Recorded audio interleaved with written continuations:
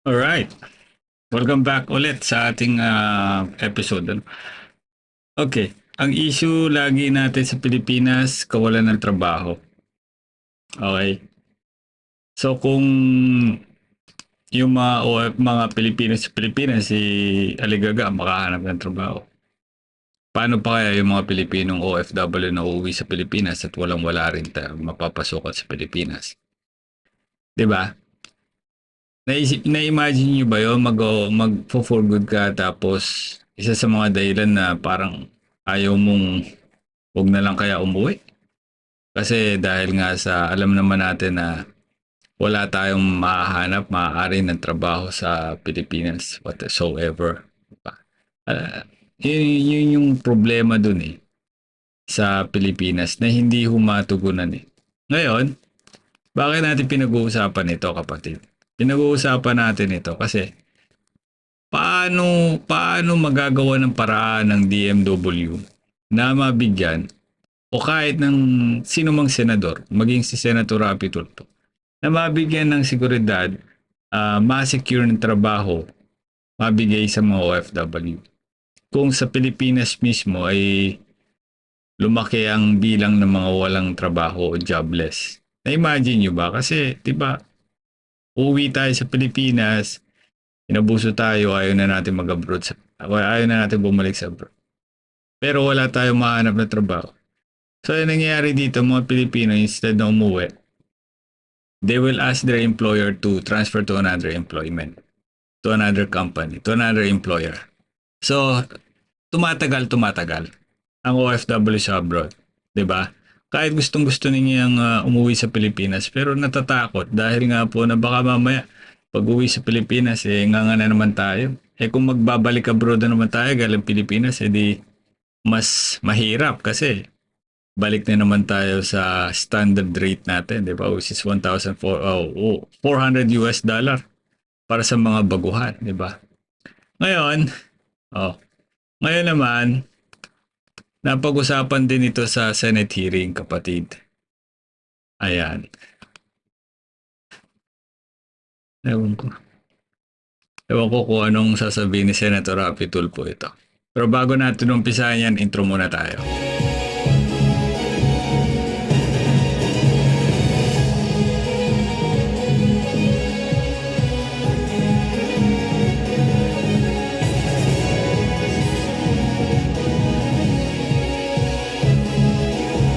Okay?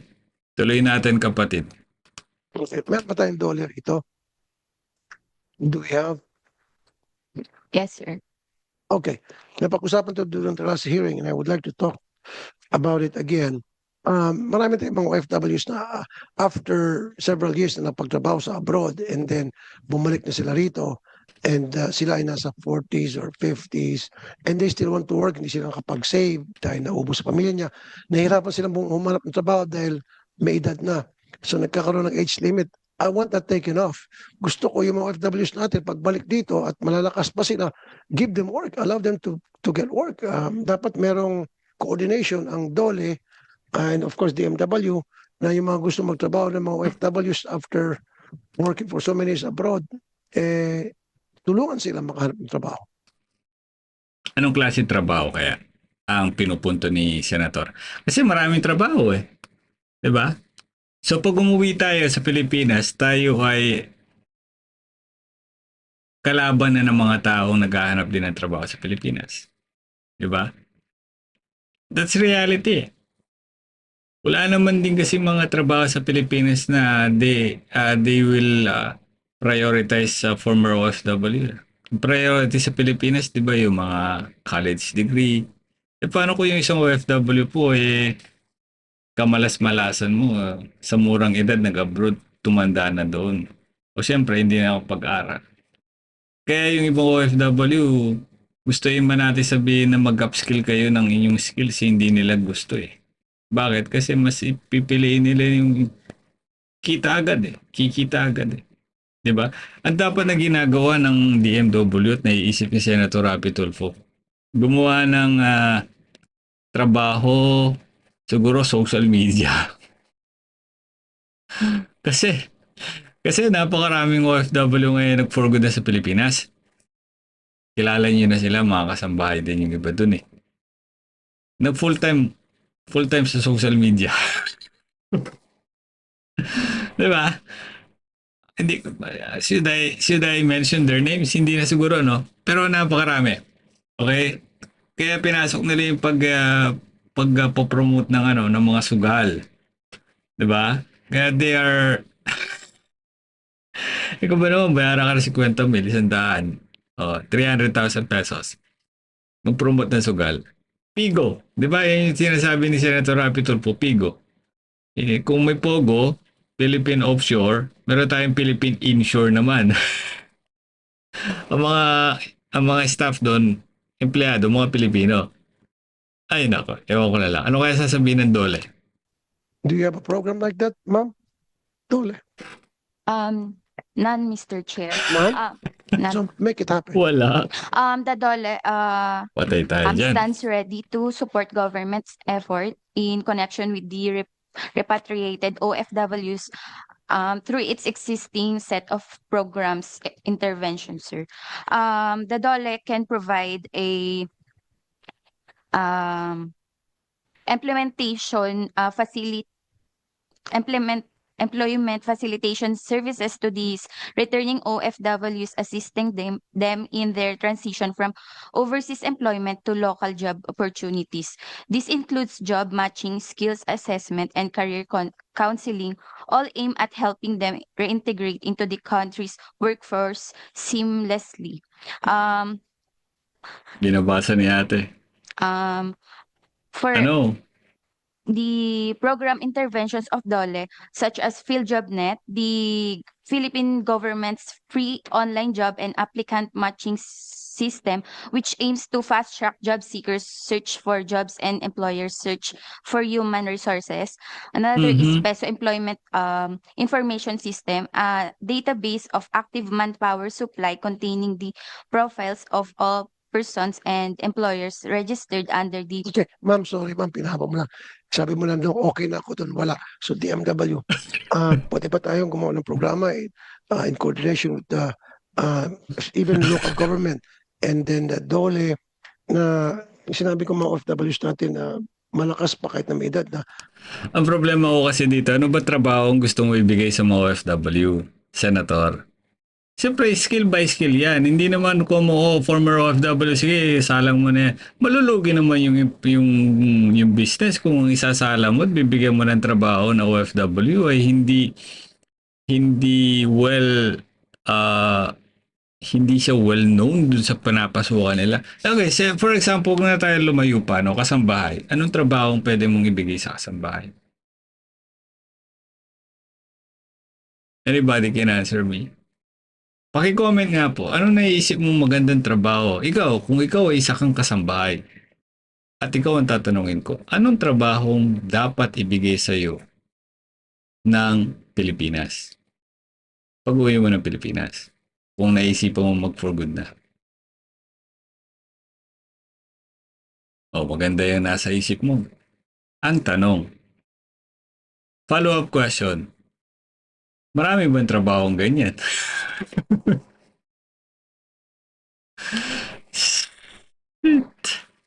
Diba? Ay, nako.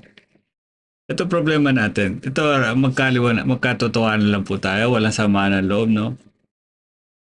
Yung ibang OFW, the moment they became an OFW, na-stagnant na yung kanilang knowledge. Diba? Yung iba, lalo na yung mga kasambahay na hindi yung nakakalabas ng bahay. Gusto yung manuho nilang, kasi may mga school dyan sa Saudi Arabia, for example, no? Mga Filipino community nagbibigay ng mga short-term courses, 6 months, 'di ba? Yung caregiver, o yung mga ganung trabaho, barista, whatever.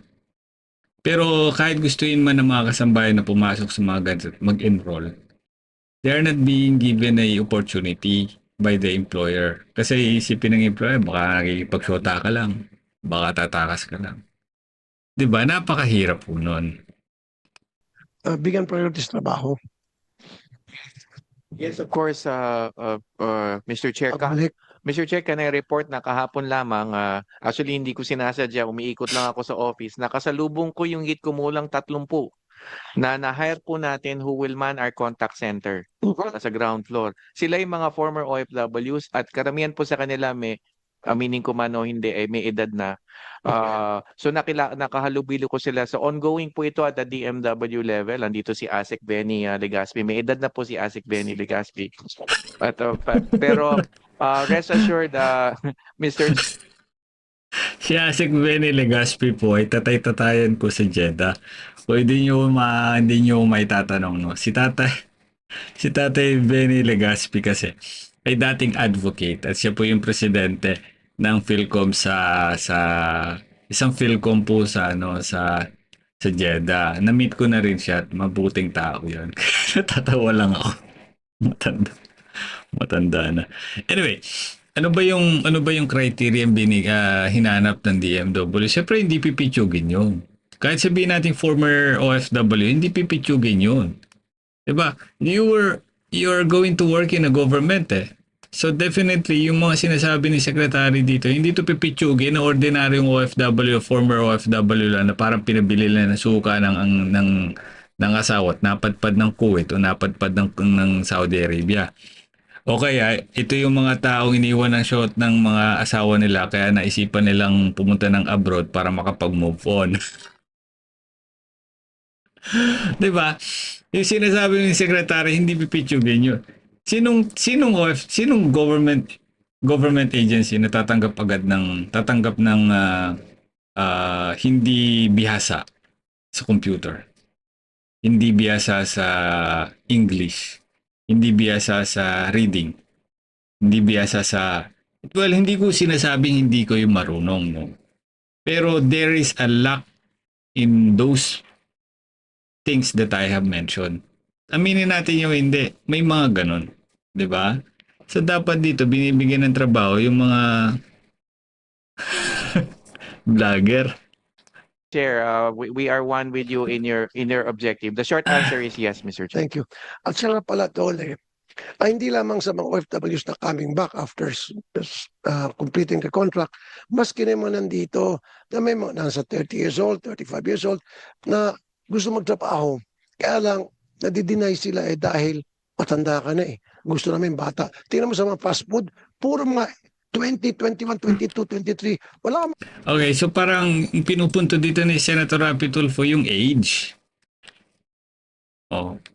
Okay, let's say for example, Senator, you win. Nanalo ka, tinanggal ang age discrimination. Pero naman tayong batas for age discrimination, di ba? Okay, sabihin na natin tinanggap yan, 40-year-old, 50-year-old. Tapos, paano naman yung educational background? Paano naman yung knowledge background yan? Paano naman yung skills yan? Sige nga po. So, siyempre, yung bibigay natin trabaho, dapat na open na trabaho para sa mga yan, is yung pinagtrabahuhan na rin nila o experience nila sa abroad. Ikaw ba naman mag-hire ka ng office work o HR tapos ang trabaho sa abroad caregiver, ang layo, di ba? So, ang maganda dito, hindi lang yung age ang pag-usapan natin. Pati yung available na trabaho na ayon sa kanilang experience. Kasi maninibago yan eh. Di ba, ikaw ba naman? 10 taon ka ng kasambahay, tapos bigla kang bibigyan ng trabaho na pang HR.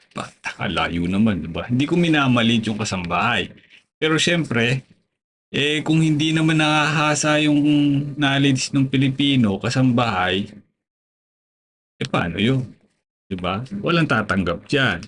Makita ng mga 30s, 40s, dapat through Dole, kausapin nyo siguro lahat ng mga companies, mga fast food na bigyan opportunities. Ito may mga edad na mga kababayan natin nandito, imbis na mag-abroad sila, at least maiwan sila dito dahil may business, may work opportunity pa rin sila makapagtrabaho, hindi sila mapapalay sa kanilang pamilya. So they don't have to go abroad.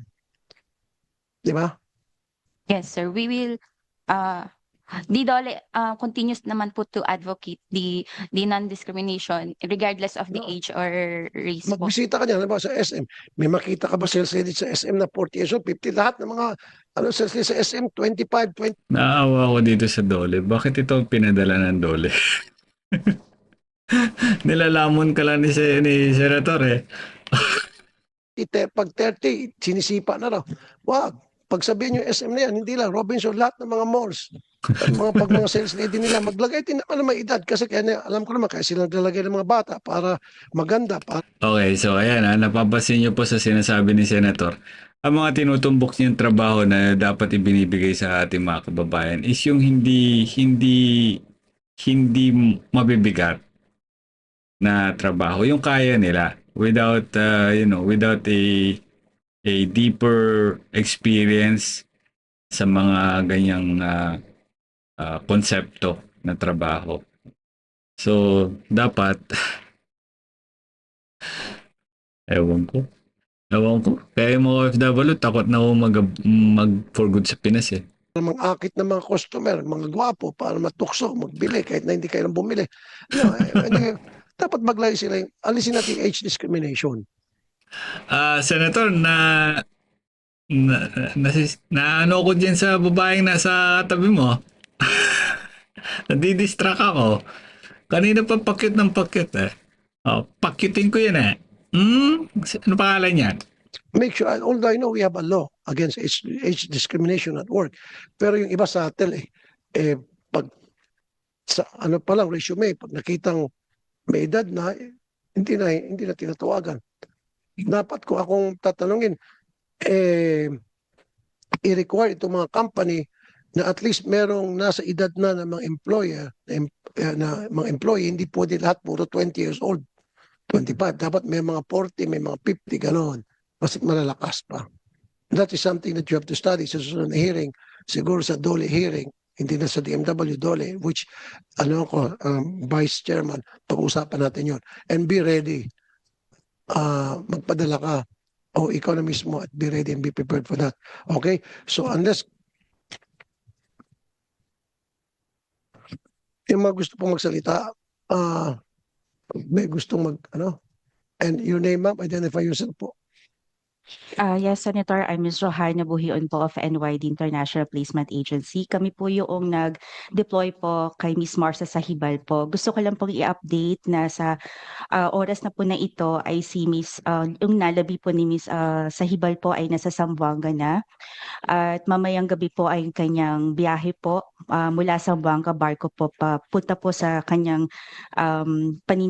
tirahan sa Paticol, Sulu po. Gusto ko lang namatay, i-share, Mr. OFW. Chair, yung challenges na encounter namin during our coordination po para ma-expedite po yung repatriation po ng labi po ni Ms. Sahibal.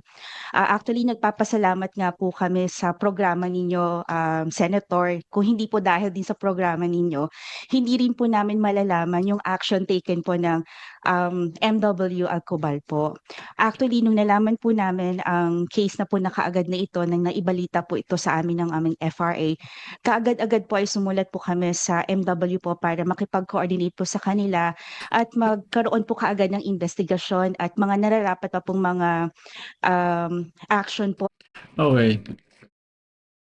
Nandun na sa Pilipinas yan. Okay, rest in peace kabatid. Ito yung namatay sa Anyway, ang hirap sa Pilipinas Kaya yung iba sa atin talagang ako nga pinili ko na lang pumunta dito sa UK para dito na ako manirahan, tumanda na ako dito. At least dito kahit part-time lang meron akong trabaho. Sa Pilipinas, Diyos ko po, kailangan bugbog sarado ka rin sa trabaho. Anyway, God bless everybody. We see you on the next episode po. Mabuhay po kayo.